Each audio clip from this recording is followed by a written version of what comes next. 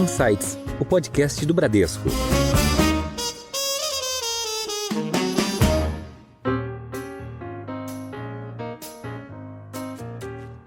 Mas uma das coisas que eu acho que a gente começa a ver, que é uma nova tendência, por exemplo, você já vê empresas desenvolvendo produtos e receitas de produtos em cima de inteligência artificial.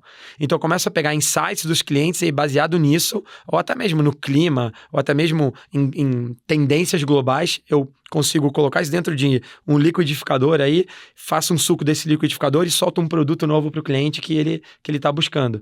E a gente é muito, muito bom em entender a conversão e a performance dos nossos produtos em cada região. E a gente acompanha isso muito de perto.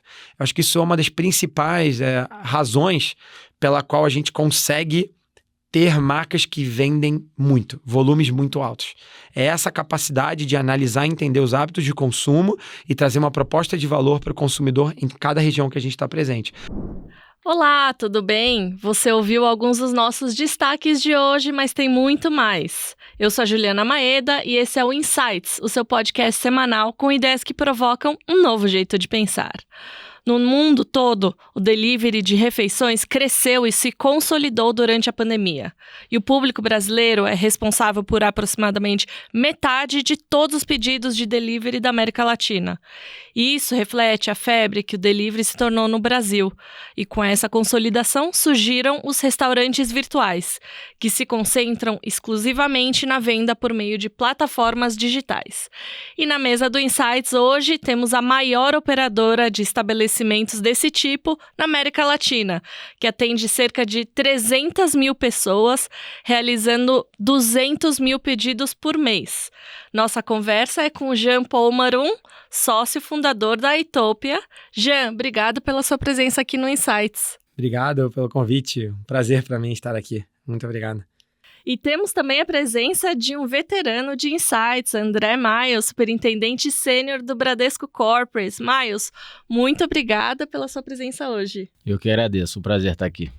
Eu queria começar nosso papo, Jean, pelo início. O que são os restaurantes virtuais? Como é que surgiu a Itopia? E qual foi a sua inspiração por trás desse modelo inovador até então aqui no Brasil dos restaurantes virtuais? A Itopia é resultado de uma fusão de duas empresas, né? A Garden Brands e a Mimic, né? Então, Garden Brands dos meus sócios, que começaram com as próprias marcas deles, né? Poke Garden, Sushi Garden One, antes da pandemia. E eu comecei com a Mimic em 2019, com um modelo de licenciamento de marcas para delivery, né? Então, ambas as empresas, no momento que elas ainda estavam separadas, entendiam que o hábito de consumo de delivery se consolidaria em algum momento na população, né, nos hábitos de consumo das pessoas. Até antes da pandemia. Isso. A Garden Brands começou em 2018, eu comecei a Mimic em 2019, então isso foi ainda antes da pandemia. Sem ideia do que ia acontecer, né? Sim, acho que a gente sabia que a tendência do delivery se consolidaria, né? Ninguém imaginou que isso se aceleraria tanto com a pandemia, né? Acho que a sorte que a gente teve foi, de fato, entender essa tendência antes, não porque a pandemia só acelerou esse hábito de consumo, mas porque quando a pandemia começou, a gente estava muito bem preparado para poder entregar uma experiência boa para o cliente. Então, no momento que todo mundo deixou de consumir no restaurante físico e começou a fazer pedidos de delivery, a gente já estava muito bem estruturado para garantir que o cliente tinha uma experiência maravilhosa e muito boa, né? Então, a gente conseguiu, através de uma recorrência altíssima naquele período, se destacar versus os nossos concorrentes que ainda estavam tentando entender o que era operar delivery, porque é completamente diferente de uma operação de restaurante de salão. E, Jean Paul, falando um pouco da sua história pessoal, da sua família, como é que você acha como é que você enxerga que essa história moldou a Itopia ou continua moldando até hoje? Eu acho que diversas maneiras, assim, né? O meu pai é o fundador do Outback no Brasil. Eu acho que tem alguns aspectos no dia a dia, principalmente da nossa atitude na empresa, que eu acho que isso molda muito, né? Meu pai veio como um imigrante libanês fugindo da guerra no Brasil, do Líbano, vindo para o Brasil, e ele veio com $200 no bolso para recomeçar a vida, né? E ele conseguiu, através de muita dedicação, primeiro ser um franqueado do McDonald's, se tornar o melhor No Rio de franqueado... Janeiro, né? Isso. Se tornar o melhor franqueado do McDonald's no Brasil. E aí depois ele se juntou com o fundador do McDonald's no Brasil, Peter Rodenbeck, para poder fazer e construir o Outback no Brasil. Então, acho que do ponto de vista de atitude, né, o que eu sempre entendo, né, e aprendo é que eu tenho que colocar os meus problemas em perspectiva, né? Nada que eu passo no meu dia a dia se compara às dificuldades que meu pai enfrentou quando ele chegou no Brasil, né? Ele não falava português, né? Então eu já tenho uma grande vantagem em relação a isso. Então o fato dele vir para cá, ter que recomeçar a vida e ele conseguir construir o que ele construiu, deveria servir como um exemplo para mim no dia a dia, e serve, obviamente, de que eu só tenho que trabalhar, eu tenho que fazer a minha parte, entende? E aí as coisas vão acontecer. E do ponto de vista de gestão de empresa, nossa, muita coisa, né? Acho que a Itopia ela tem 5 anos, né? Entre as duas empresas juntas, mas assim, já com processos e uma cultura extremamente madura, né? Ponto de vista de gestão, controle, desenvolvimento de pessoas, né, forma de remunerar as nossas pessoas, bonificação para gerente, todos os controles, supply chain, enfim, uma empresa extremamente avançada para a idade que ela tem. Porque a gente conseguiu absorver já muita coisa de uma cultura que a gente aprendeu, né? Então, você tem que pegar as coisas certas e implementar isso no seu dia a dia. Então, acho que nesses dois aspectos comportamentais, atitude, né? De como você encara seu dia a dia e também na parte da gestão da empresa, é fundamental. E com certeza o espírito empreendedor também, mas a gente vai voltar nesse tópico um pouco mais tarde. A gente estava conversando um pouquinho antes sobre a tecnologia, que foi uma base fundamental para vocês atingirem o tamanho que vocês hoje têm, com uma experiência maravilhosa para os clientes. Você consegue explicar para a gente um pouquinho do que foi o racional por trás desse desenvolvimento e como é que hoje impacta totalmente, com certeza, a experiência para o cliente? Eu acho que, antes de mais nada, eu preciso admitir publicamente que antes eu achava que tecnologia era tipo um enabler do nosso negócio. Era uma ferramenta que possibilitava que o nosso negócio existisse. Hoje, na verdade, tecnologia é um pilar fundamental para a gente poder ser quem a gente é e trabalhar da maneira como a gente trabalha. Então, eu não diria que é mais um enabler, mas eu diria que é a parte fundamental da empresa. Assim, a empresa não existe. Não é só uma ferramenta, não, né? A empresa não existe, né? Porque, é o cerne da empresa. Porque quando a gente começou, a gente começou a receber muitos pedidos, isso antes da pandemia. E a gente não tinha visibilidade nenhuma dos entregadores e do volume gigante de motoboy que estava chegando, a ordem que eles iriam chegar, qual cliente a gente tinha que preparar o primeiro pedido, porque a lógica não é que, tipo, se nós 3 estamos na mesa, que a primeira pessoa que fez o pedido vai receber o pedido primeiro. Porque pode ser que o entregador da terceira pessoa que fez o pedido é o primeiro que chega na loja. E aí a lógica, a dinâmica operacional, ela muda drasticamente, né? Então a tecnologia hoje permite que não só a gente consiga atender o cliente bem, mas a gente começa a conseguir enxergar o nosso negócio inteiro de uma forma muito melhor, de uma forma integrada e de uma forma muito mais inteligente, né? Então, eu diria que somente a tecnologia permite que a gente tenha o tamanho que a gente tenha e que a gente possa vislumbrar um futuro onde a gente pode continuar crescendo nesse ritmo e garantindo que o nível de serviço e o nível de satisfação do cliente é alto. Porque, inclusive, até o próprio nome da empresa fala, Itopia, né? Que é a utopia da comida, que é conseguir operar muitas marcas no mesmo lugar sem perder qualidade e sem ferir a experiência do cliente. Assim, acho que falando, parece muito mais fácil do que na prática em si. A prática é muito mais complexa, muito mais difícil. E somente a tecnologia permite que você consiga trabalhar nesse nível. E nesse tema de tecnologia, falando em termos de inteligência artificial, como é que a Itopia usa essa inteligência artificial para melhorar a experiência tanto do cliente como também a eficiência interna da empresa? Será que você consegue dar alguns exemplos? Eu acho que tem uma coisa que a gente já faz hoje e aí vão ter as coisas que vão começar a surgir no futuro, né? Hoje em dia, para nosso planejamento de demanda, por exemplo, já a previsibilidade de vendas, isso é uma coisa muito comum nossa. A gente já está usando isso de uma forma muito, muito rápida.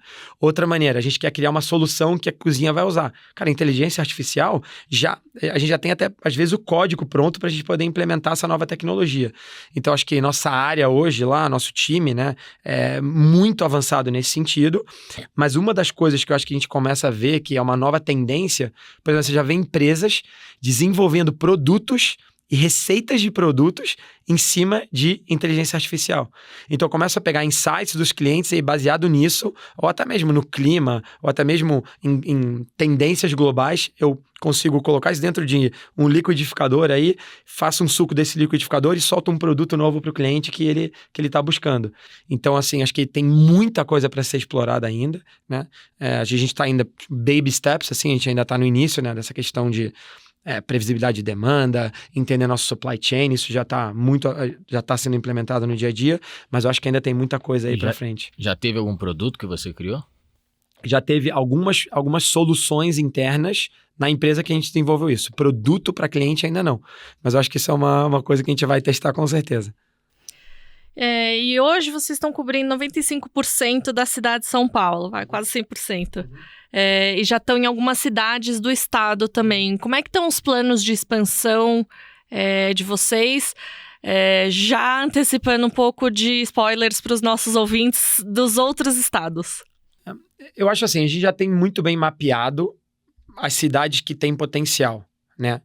Eu acho que uma preocupação, talvez, e um erro que a gente não quer cometer é fazer uma expansão sem ter certeza que a gente está estruturado e preparado para poder atender uma nova cidade, né? O nosso negócio, por mais intenso que seja em tecnologia, aplicação de tecnologia, marcas virtuais e tudo mais, a gente depende extremamente do nosso time, das pessoas, né? E acho que uma coisa que eu acho que eu aprendi um pouco na trajetória do Outback, principalmente, é, levar o tempo para poder fazer a expansão. Porque o gargalo não necessariamente é o recurso, o dinheiro ou o recurso financeiro, mas é muito mais voltado para garantir que você tem as pessoas para poderem fazer aquele negócio funcionar bem. Então, a gente gasta muito tempo, assim, focado na nossa cultura de gestão, que eu acho que é realmente muito boa, mas mesmo assim fazer uma reflexão de quando é o momento, né? E lembrando que São Paulo representa quase que 40% da demanda do Brasil de delivery, tá? Então, de 30% a 40%, tá? Então, ainda tem muito espaço em São Paulo, e São Paulo provavelmente acho que é a segunda ou terceira maior cidade no mundo em número de pedidos de delivery. Provavelmente depois de Nova York. Eu acho que talvez Xangai, alguma coisa assim. Então, a gente está em terceiro ou quarto São Paulo, então ainda tem uma demanda gigantesca aqui. Então, assim, levar o nosso tempo para estar muito bem estruturado, não temos nenhum tipo de pressão em relação a isso. Claro que a gente já tem mapeado que Brasília é um lugar muito bom, Rio de Janeiro é um lugar muito bom, BH é um lugar muito bom, Curitiba é um lugar muito bom, Fortaleza. Então, já temos isso mapeado, é só ter certeza que a gente tem a estrutura necessária para poder fazer com excelência e conseguir replicar o que a gente vem fazendo aqui. E olhando nesse tema de expansão, ou pelo menos São Paulo também, que é um mercado bem amplo, como é que a Itopia adequa as estratégias para atender os diferentes perfis e culturais dos clientes? Será que você consegue dar alguns exemplos práticos do dia a dia? Com certeza, sim. Isso é o que a gente mais faz, eu diria. Que assim, entender como que os produtos e os hábitos de consumo de cada lugar influenciam o potencial daquela marca, daquela região. Zona Leste, por exemplo, tem um perfil de consumo completamente diferente do que a Rebouças e a Bandeirantes, que estão aqui no Itaim e estão aqui nos Jardins, entendeu? Então, são hábitos de consumo completamente diferentes e a gente customiza combos diferentes ou incentivos diferentes para os clientes. A gente não dá desconto em produto, a gente sempre tenta entregar uma proposta de valor mais atraente. Então, por exemplo, no sushi, por exemplo, tem áreas, por exemplo, que não necessariamente o peixe cru é o que vai performar melhor.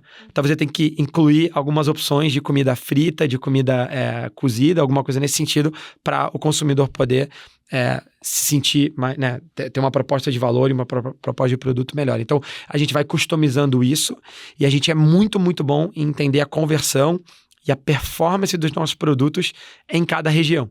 E a gente acompanha isso muito de perto. Eu acho que isso é uma das principais razões pela qual a gente consegue ter marcas que vendem muito, volumes muito altos. É essa capacidade de analisar e entender os hábitos de consumo e trazer uma proposta de valor para o consumidor em cada região que a gente está presente. Porque não dá para falar assim, não, todo mundo em São Paulo tem hábitos parecidos. É muito curioso. Você tem, sei lá, a nossa cozinha... a nossa cozinha do Brooklyn, por exemplo, versus os Jardins, por exemplo. Talvez tem 4, 5 quilômetros de distância entre um lugar e o outro e hábitos de consumo bem diferentes. Então, você tem que entender aí muito bem a complexidade e como cada região se porta, e aí você poder fazer. Acho que o uso da tecnologia realmente é o que você consegue analisar todos esses dados. Né? Eu gosto de falar, assim, muitas vezes nem a minha mãe entende muito bem o que eu faço até hoje, tá? Então, para eu tentar explicar para as pessoas o que eu faço, eu tento resumir dessa maneira. A gente é uma empresa de restaurante que produz comida em escala industrial e que avalia a performance de vendas como se fosse um negócio de e-commerce, né? A nossa estratégia de vendas é uma estratégia de e-commerce, né? Então, a gente avalia os hábitos do cliente versus um funil de conversão para cada produto. Mas eu não posso esquecer que quem está consumindo meu produto está consumindo um prato de comida. Então, eu preciso manter a customização, individualidade, qualidade. Preciso focar extremamente nisso. E pelo nosso volume de produção, é um volume industrial. Então, eu preciso garantir que eu estou aplicando culturas e aplicando processos industriais para garantir que eu estou operando com qualidade. Porque diferente de um restaurante físico, em que quando o restaurante está cheio você tem uma fila e a pessoa sabe mais ou menos o tempo de fila que ela vai ficar, eu não tenho uma fila. Se aparece no seu aplicativo que você tem que receber a comida em 30 minutos, se eu tenho 10 ou 1000 pedidos ativos na minha cozinha, eu tenho que entregar em 30 minutos. E eu tenho que me virar. Então isso é um pouco da complexidade. E falando um pouco de experiência dos clientes, mais ou menos 75% dos números que a gente estava pesquisando, 75% dos clientes, 3/4 dos clientes voltam para as marcas que eles consumiram, né? Quais são as estratégias que vocês gostam de utilizar para fazer essa fidelização dos clientes? E qual é a diferença principal, além da tecnologia, que você diria da Itopia dos outros concorrentes ou de outras empresas, ou até de alguns restaurantes que artesanalmente fazem a entrega ou delivery? Eu acho que é entender como cada marca se relaciona com o cliente. Essa é a primeira coisa, né? Então, não posso me esquecer que a minha empresa, ela gira em torno das forças de marca, da força individual de cada marca. E para que cada marca seja forte, eu não posso considerar que o cliente é o mesmo para cada uma, né? Então, por exemplo, o cliente do sushi, por exemplo, ele quer um produto de qualidade numa proposta de valor muito adequada. Então, eu preciso lembrar disso no momento que eu me relaciono com o cliente. E se eu sou rápido e entrego um produto de qualidade, isso já ir num preço justo, o meu cliente vai voltar. No caso do Pérez, por exemplo... Que é a maior marca, né, de vocês hoje. Tem um amor pela marca, tem um jeito que a gente fala que o Pérez não é um CNPJ, ele é um CPF, né? Porque as pessoas se interagem com a marca de forma que interage com alguém que ama mesmo, com uma pessoa que ela ama, e faz parte da vida das pessoas. Então, isso é uma característica, né? Então, preciso lembrar que essa é uma característica. No caso do Poke Garden, por exemplo, o Poke Garden é produto de altíssima qualidade, porções generosas e que chegam sempre numa qualidade impecável. Sempre preciso cuidar disso. E aí o cliente sempre vai ter aquela recorrência altíssima e continuar comprando com a gente. Então, primeira coisa, não esquecer, né, que tudo gira em torno das marcas, né? Então, a gente fala que a gente é uma house of brands, então tem que lembrar que as brands, né, são as marcas, são o protagonista. E obviamente, garantir, né, que seus controles e sua cultura operacional sempre esteja, né, muito, muito forte e direcione o futuro da companhia, né? De nada adianta você ter uma marca muito relevante se você não entrega a experiência que o seu cliente espera. Então tem que equilibrar essas coisas muito bem, mas sempre lembrar que a empresa, a forma que a marca se relaciona com o cliente é o que traz a recorrência. E falando um pouquinho, Jean, sobre as marcas licenciadas, você pode comentar com a gente como é que elas... tem a Green Table, que é uma das marcas licenciadas, como é que essas marcas... que não necessariamente são 100% de vocês, elas complementam o portfólio da Itopia? A primeira marca que a gente licenciou na história da Itopia foi o Pérez no início, né? No início da Memic lá atrás, inclusive. E a gente aprendeu uma coisa muito importante, né? Que a paixão, né, que o Henrique, o fundador da marca, tem, não só pela marca, mas pelos clientes e por como ele se relaciona com o cliente, é talvez um dos principais ativos que aquela marca tem, né? Então, aprendi que com essa mentalidade de gestão de marca, paixão, cuidado, carinho pela marca, quando ela é unida com uma mentalidade de gestão operacional muito boa, coisas boas tendem a acontecer, né? E isso que a gente está procurando. Quando a gente tem marcas licenciadas, a gente está procurando parceiros, né? Que no final a gente é uma grande parceria, quase uma sociedade, né? Parceiros que têm esse mesmo cuidado e têm essa importância e entendem como que o cliente se relaciona com a marca. Esse foi o caso do Green Table, né? O Green Table tem empreendedores por trás muito, muito competentes, apaixonados pela marca, conhecem as vontades do cliente e aí quando se juntam com a gente, que conseguem entregar uma experiência boa para o cliente, conseguem entregar produto de qualidade, padronização e o que opera muito bem a visibilidade da marca dentro dos aplicativos de delivery, tem uma parceria muito saudável, uma parceria muito boa, né? Inclusive, a gente tem aqui, assim, a marca, o Green Table hoje, dentro da Itopia, é a marca que mais cresceu esse ano, tá? É a marca que está mais crescendo, mais performando e que está realmente surpreendendo, assim, a gente muito pela quantidade, pelo tamanho do crescimento desse ano, entendeu? Então, acho que uma coisa muito legal de ver. Por quê? Porque os empreendedores por trás da marca entendem muito bem novo produto que tem que inovar, o que o cliente está buscando, e a gente, do nosso lado aqui, fazer um trabalho da operação e realmente garantindo que a gente consegue analisar a performance dos produtos e garantindo que essa recorrência ela está aumentando. Então a gente está, assim, acho que esse é o tipo de parceria que funciona muito bem, que a gente aprendeu com o Pérez, e aí agora o Green Table só fortalece isso. E falando de green, né, sustentabilidade tem ganhado cada vez mais relevância no setor de food tech. Como é que vocês incorporam essas práticas sustentáveis dentro da Itopia? Eu acho assim, primeira coisa que você tem que fazer é criar uma cultura de desperdício zero, né? Muito difícil, muito difícil. Mas com a implantação da tecnologia, a gente consegue muito reduzir o nosso desperdício próximo a zero, né? Hoje, acho que uma das principais dores do setor inteiro é a quantidade de desperdício que é gerada, né? Com tanta gente morrendo de fome no mundo, acho que isso é uma obrigação que a gente tem com respeito, né, pelo que a gente está fazendo. Inclusive, um dos nossos valores fala, com comida não se brinca. Isso tem a ver com tema de qualidade, mas também tem a ver com o tema que comida é um negócio sagrado. Né? Comida é uma coisa que as pessoas batalham muito para ter dentro de casa, para poder conseguir ter dentro de casa para poder comer, né? Então, primeiro é usar a tecnologia muito bem para garantir que o planejamento é muito bem feito, para você ter um desperdício próximo a zero no final do dia. E a gente vem conseguindo sempre, cada mês que passa, assim, chegar muito próximo desse número de zero com desperdício mínimo, né? Segunda coisa é tentar reduzir a nossa footprint de carbono, né? As emissões, né? Então a gente tenta reduzir o máximo, por exemplo, o uso de plástico. Então, né, grande maioria das embalagens a gente tenta usar papel, no máximo que a gente consegue. Papel reciclado, muitas vezes, né? Não diria que hoje é 100% isso, mas a gente está muito perto de 100%. Talvez a gente vai tentar tirar, talvez, uma garrafa de plástico, de água, porque fora isso, acho que não tem quase nada de plástico que a gente usa. Então a gente usa só papel, ou a gente usa embalagem de bambu, alguma coisa assim que possa ser 100% reciclado para a gente não ter esse impacto. E falando um pouco sobre a criação da Itopia, que você comentou que foi a fusão de duas marcas, né? Como é que foi esse processo?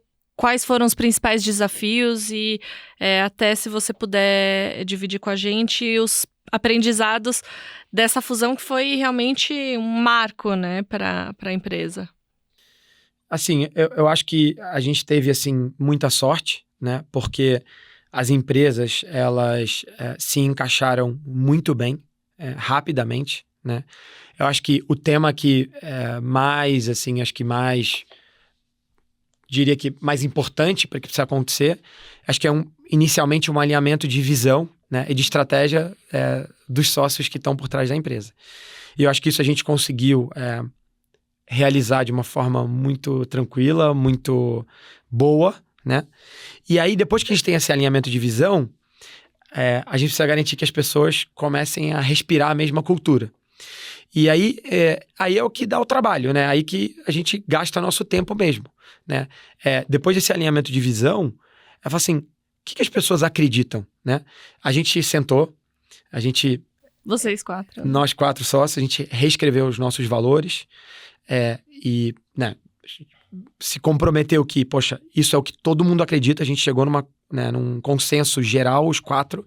Não é que tinha uma pessoa que estava assim, não, os 4 entenderam que esses são os valores da empresa, e aí, assim, demora muitos anos para você replicar, falar e implementar a cultura, né?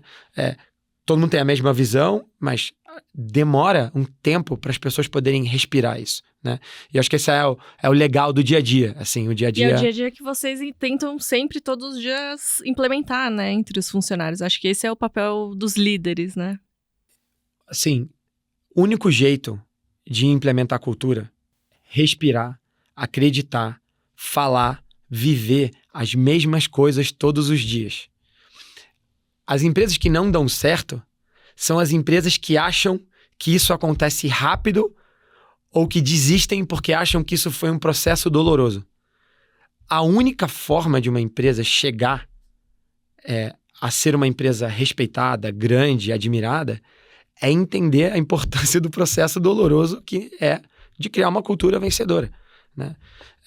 Tem empresas que demoram muitos anos e tudo bem. Sim, o segredo está em não desistir e dar continuidade para isso, né? Então, vamos lá. Com o crescimento do delivery, surgiu uma demanda muito grande por novos entregadores. Como é que você enxerga essa cadeia? Olha, assim, a gente tem uma responsabilidade muito grande, tá? Um dos nossos valores é paixão pelo cliente. No nosso caso, o cliente ele tem uma abrangência muito grande. Ele pode significar muitas pessoas, né? O cliente pode ser o meu cliente interno, meu colaborador. O cliente interno é o cliente final que fez o pedido. O cliente pode ser um fornecedor, né? Então, tem diversos, acho que, stakeholders nessa cadeia. E fundamental é o entregador. Você precisa começar a pensar como que você resolve esse problema.